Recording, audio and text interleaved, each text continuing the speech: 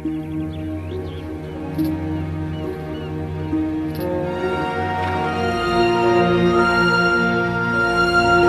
this one? Slowly. Film dimulai dengan Elizabeth dan putranya, Matty, di Pulau Whidbey tempat Elizabeth memberitahu putranya bahwa hal terbaik di dunia adalah berlayar dan dia akan mengajaknya berlayar saat ia besar nanti. See that big boat out there? Someday when you're big enough, I'm going to teach you how to sail. Kemudian, suaminya, Nicholas, mengadakan pesta yang dihadiri oleh semua teman mereka, termasuk Angela, teman Elizabeth, yang menggendong Matty sepanjang pesta. Setelah pesta berakhir, Nicholas mengejutkan istrinya dengan mengatakan bahwa dia telah merencanakan perjalanan berlayar hanya untuk mereka berdua. Open. So I heard Sean Gilman was looking to sell. I get this. You hate to sail. I can learn. Keesokan harinya, mereka berada di laut dengan kapal pesiar yang dibeli Nicholas untuknya, dan mereka menghabiskan hari bersama. Ketika Elizabeth bangun di malam hari, dia terkejut menemukan tangan dan pakaiannya berlumuran darah dengan jejak darah di seluruh kapal. Dia mengikuti jejak darah sampai berakhir di pagar kapal. Ketika dia melihat pisau di dek, dia mengambilnya tepat saat penjaga pantai tiba dan memerintahkannya untuk menjatuhkan pisau itu. Tim penyelamat mencari tubuh Nicholas, tetapi tidak menemukan apapun. Setelah itu, Nicholas dinyatakan meninggal dan Elizabeth dipenjara atas tuduhan membunuh suaminya. I had some wine, okay? And I fell asleep. It must have been the sun. And maybe Nick lying or something, because the galley was on deck, and he cut himself. He tried to come below to wake me up. Ketika pengacaranya, Bobby, mengunjunginya, dia memberitahu Elizabeth bahwa permohonan jaminannya ditolak. Dia juga menyebutkan polis asuransi jiwa senilai $2 juta yang telah diambil Nicholas dengan Elizabeth sebagai penerima manfaatnya. Dia menjelaskan bahwa situasi keuangan Nicholas baru-baru ini menjadi sangat buruk dan dia hampir bangkrut. Dengan membunuhnya, Elizabeth akan mendapatkan uang asuransi dan utangnya akan lunas, yang memberinya motif kuat di mata juri. Tetapi Elizabeth bersikeras bahwa dia mencintai suaminya dan tidak akan pernah membunuhnya demi uang. Selama persidangan, rekaman Nicholas yang menelepon penjaga pantai untuk meminta bantuan diputar, di mana rekamannya dia mengklaim dirinya ditikam. Dikombinasikan dengan senjata saat pembunuhan yang terdapat sidik jarinya dan polis asuransi, bukti tersebut cukup untuk menghukum Elizabeth atas pembunuhan, dan dia dijatuhi hukuman 9 tahun penjara. Mayday, this is the Morning Star. I've been stabbed, bleeding. My name is Nicholas Parsons. I didn't kill my husband. Setelah putusan, Angela mengunjunginya dan Elizabeth meminta Angela untuk mengadopsi Matty, dengan mengatakan bahwa Matty sekarang adalah satu-satunya penerima manfaat polis asuransi dan Angela akan menjadi walinya dan mengamankan masa depannya. Angela setuju dan berjanji untuk memenuhi keinginan Elizabeth. Angela dan Matty hanya mengunjungi Elizabeth sekali setelah itu. Kemudian kunjungan berhenti, Elizabeth terus menelepon, tetapi nomornya selalu tidak aktif. Narapidana lain mengatakan kepadanya bahwa bahwa dirinya dapat melacak Angela, jadi dia mengikuti saran mereka. Dengan menggunakan sekolah tempat Matty bersekolah, Elizabeth menemukan bahwa Angela pindah ke San Francisco dan dia berhasil mendapatkan nomor telepon dan alamat barunya. Ketika dia menelepon, Angela yang menjawab. Elizabeth dengan marah bertanya mengapa Angela berhenti berkunjung dan pindah tanpa memberitahunya. Angela mengatakan dia berencana untuk meneleponnya nanti, lalu membiarkannya berbicara dengan Matty, yang mengakhiri panggilan dengan mengatakan, "Ayah." Maddie, it's Mommy. Come say hi. Hi, Mommy. Hello, sweetie pie. Are you doing okay, kiddo? I love you. Daddy. Nick? Nick? Elizabeth terkejut menyadari bahwa Nicholas, pria yang membuatnya dipenjara karena membunuhnya, masih hidup. Ketika dia memberitahu Bobby mengklaim nomor yang dia berikan kepadanya sudah tidak aktif dan tidak ada orang di alamat tersebut. Salah satu narapidana, seorang mantan pengacara, kemudian mengatakan kepadanya bahwa jika suaminya benar-benar masih hidup, dia bisa membunuhnya setelah dia keluar dan tidak perlu menghabiskan 1 jam pun di penjara karena dia telah dihukum atas pembunuhan suaminya dan tidak dapat diadili 2 kali untuk kejahatan yang sama. Sejak hari itu, Elizabeth mulai berlatih menggunakan peralatan olahraga penjara.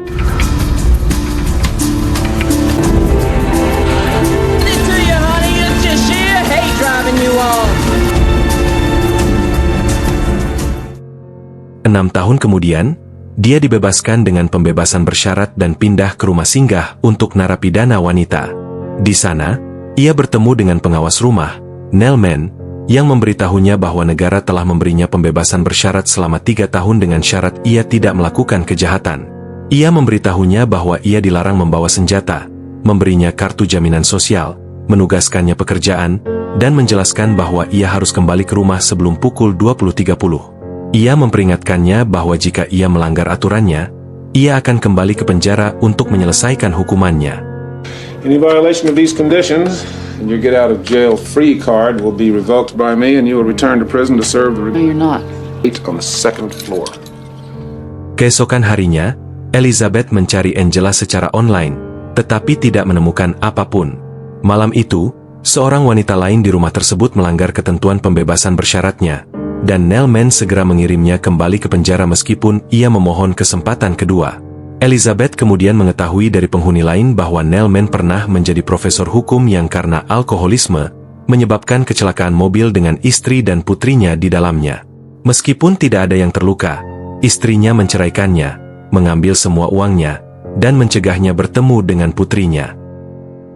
Keesokan harinya, Elizabeth pergi ke tempat penitipan anak yang pernah dikunjungi Matty 6 tahun sebelumnya dan menanyakan alamat baru Angela kepada pemiliknya, tetapi pemiliknya menolak. Elizabeth lalu kembali di malam hari, menerobos masuk, dan menggeledah berkas-berkas kantor. 2 petugas polisi tiba, tetapi sebelum mereka masuk, ia menemukan berkas putranya dan mengambil halaman yang berisi nomor jaminan sosial Angela. Ia melarikan diri, tetapi tertangkap setelah pengejaran.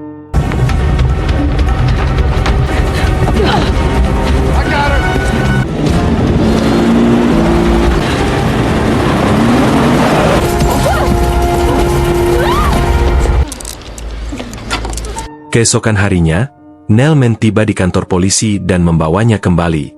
Di dalam mobil, ia memarahinya, mengingatkannya bahwa ia hanya memiliki waktu 3 tahun lagi hingga bebas sepenuhnya, tetapi Elizabeth bersikeras bahwa tidak ada yang lebih penting daripada menemukan putranya. Ia mengatakan kepadanya bahwa ia tidak membunuh suaminya, tetapi Nell Mann mengejeknya. Ketika mobil mereka naik feri, Nell Mann memborgolnya ke pegangan di dalam, lalu keluar untuk mengambil kopi, menambahkan alkohol ke dalamnya sebelum meminumnya. Elizabeth mencoba membebaskan diri. Ketika Nell Mann melihatnya, ia berlari kembali. Tetapi begitu ia mencapai mobil, Elizabeth menginjak gas, mengemudikan mobil keluar dari feri ke laut. Di dalam air, Nell Mann membuka borgolnya, dan Elizabeth meraih pistolnya. Ketika Nell Mann mencoba menangkapnya, Elizabeth memukulnya dengan gagang pistol dan melarikan diri.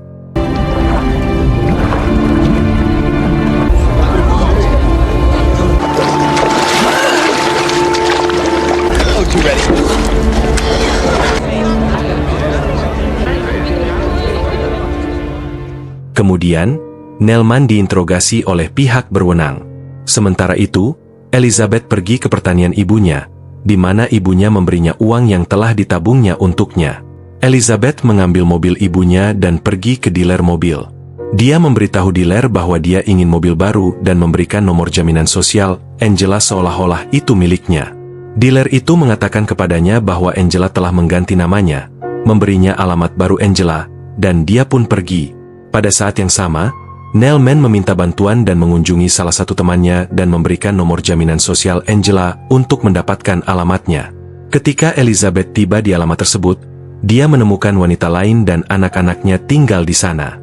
Wanita itu mengatakan dia tidak mengenal Angela dan menyarankan Elizabeth untuk bertanya kepada tetangga.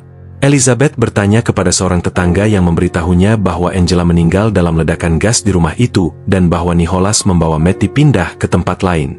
Nell Mann kemudian tiba di rumah yang sama dan tetangga tersebut memberitahu orang yang sama menanyakan Angela dan menggambarkan mobil Elizabeth kepadanya. Couldn't remember what kind of car she was driving. Well, it was an old truck. Or make or anything. Well, what color was it? Elizabeth kemudian pergi ke perpustakaan dan mendapatkan salinan artikel tentang kecelakaan itu.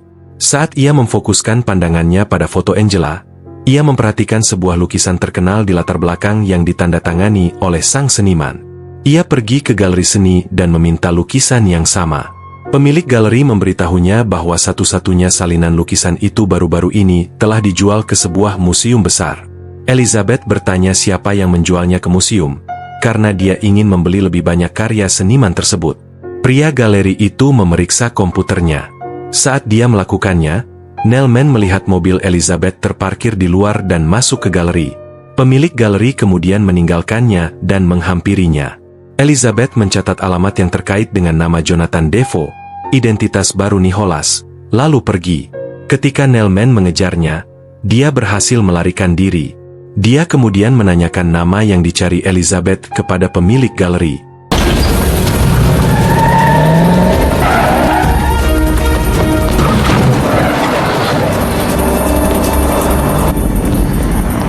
What that woman wanted in your gallery. Elizabeth pergi ke alamat Nicholas dan menemukan bahwa Nicholas sekarang memiliki sebuah hotel besar. Resepsionis memberitahunya bahwa akan ada pesta malam itu dan Nicholas akan hadir. Elizabeth kemudian pergi untuk membeli gaun malam. Malam itu juga, Nelman pergi ke kantor polisi setempat. Dia bertemu dengan petugas Jim. Dia memberitahu Jim bahwa seorang wanita yang membunuh suaminya dan berada di bawah pengawasannya dengan status bebas bersyarat telah melarikan diri darinya, dan bahwa dia akan membunuh pengusaha Jonathan Defoe. Jim mengambil foto Elizabeth dan memerintahkan anak buahnya untuk menyebarkannya kemana-mana. Elizabeth kemudian pergi ke pesta dan menghadapi Nicholas yang tampak terkejut saat melihatnya.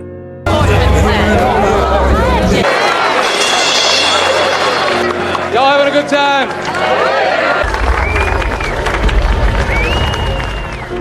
Dia mencoba menjelaskan bahwa dia melakukan apa yang dia lakukan demi kebaikan mereka sendiri, bahwa mereka menghadapi kebangkrutan, dan bahwa dia tidak tahu bahwa wanita itu akan dipenjara. Wanita itu mengatakan kepadanya bahwa dia tidak menginginkan apapun darinya kecuali untuk mendapatkan kembali putranya. Pada saat itu, dia melihat Nelman di antara para tamu dan memberitahu Nicholas bahwa dia akan berbicara dengannya besok. Setelah itu, Nelman menunjukkan fotonya kepada Nicholas dan bertanya apakah dia mengenalnya, dan Nicholas mengaku belum pernah melihatnya sebelumnya. Elizabeth pergi makan malam di sebuah bar di mana pemiliknya menunjukkan foto itu kepadanya dan memberitahunya bahwa polisi telah menyebarkannya ke semua hotel dan sedang mencarinya di mana-mana. Ketika dua petugas memasuki bar, dia memberinya payung dan menyuruhnya pergi dengan cepat. Hujan deras di luar dan jalanan ramai. Salah satu petugas melihatnya dan memberitahu Jim yang memberitahu Nelman dan mereka berdua menuju ke lokasi tersebut. Mereka mencoba menangkapnya tetapi wanita itu berhasil melarikan diri.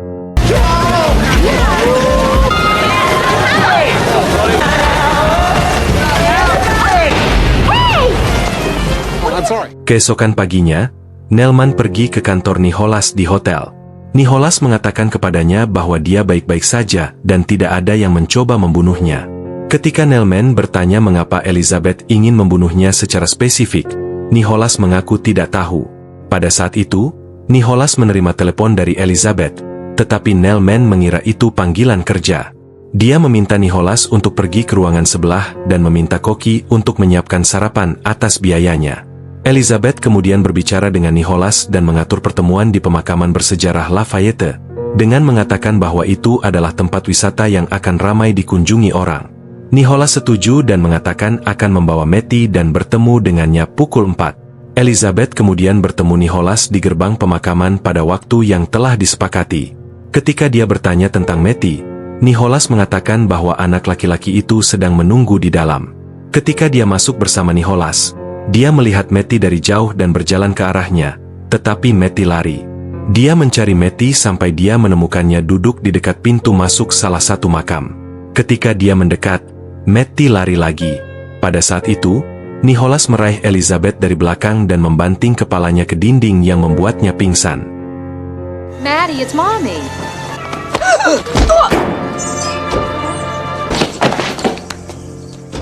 Dia menyeretnya ke dalam struktur mirip makam yang terpisah, berdiam di dalam sejenak, lalu keluar dan memberikan uang kepada anak laki-laki muda itu, yang menerimanya dan pergi. Sementara itu, Nelman mulai curiga bahwa Elizabeth mungkin tidak bersalah.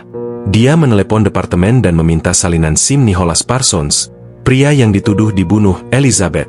Ketika dia menerima gambar tersebut, dia melihat bahwa itu milik pria lain, bukan Jonathan Defoe yang dia temui di hotel. Pada saat yang sama, Elizabeth sadar kembali dan mendapati dirinya terjebak di ruang sempit. Karena tidak bisa bergerak, dia menggunakan korek api di sakunya untuk melihat di mana dia berada dan menemukan bahwa dia berada di dalam peti mati di sebelah mayat seorang wanita. Ketakutan, dia mengeluarkan pistolnya dan menembak kunci peti mati hingga terbuka lalu melarikan diri.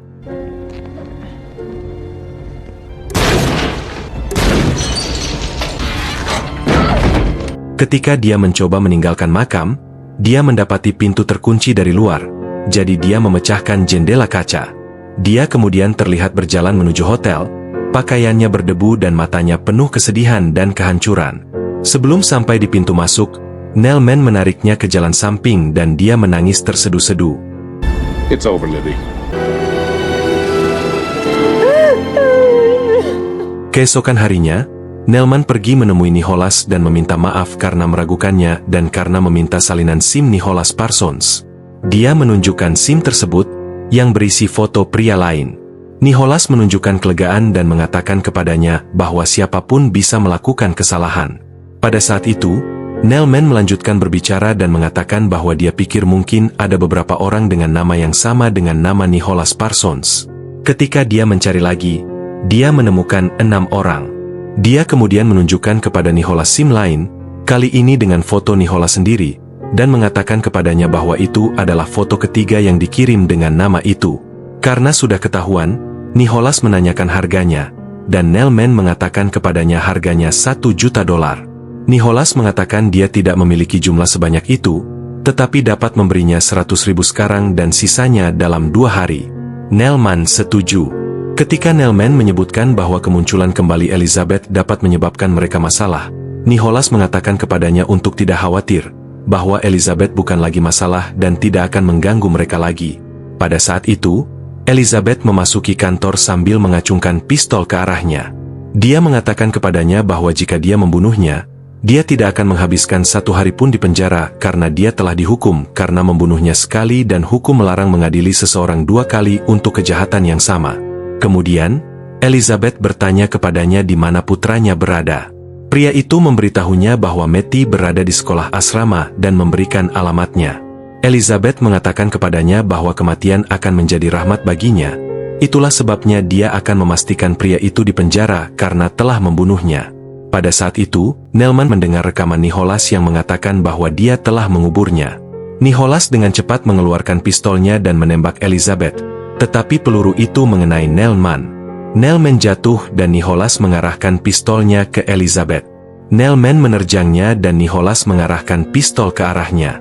Sebelum dia bisa menembak, Elizabeth menembak Nicholas dan membunuhnya.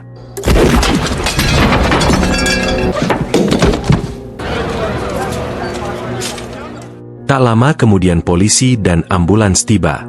Jim memberitahu Elizabeth bahwa dia telah mewarisi hotel sebagai istri Nicholas, tetapi Elizabeth mengatakan kepadanya bahwa dia tidak peduli tentang itu. Akhirnya, dia dan Nelman pergi ke sekolah asrama untuk mencari Matty.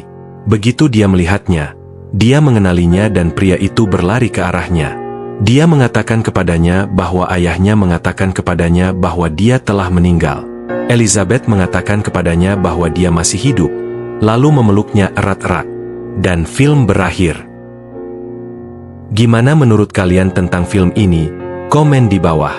Pilih tanda like bila suka video ini, dukung channel ini dengan subscribe dan aktifkan lonceng notifikasi, agar gak ketinggalan video terbaru di channel ini. Terima kasih yang sudah nonton video ini dan sampai jumpa di alur film lainnya.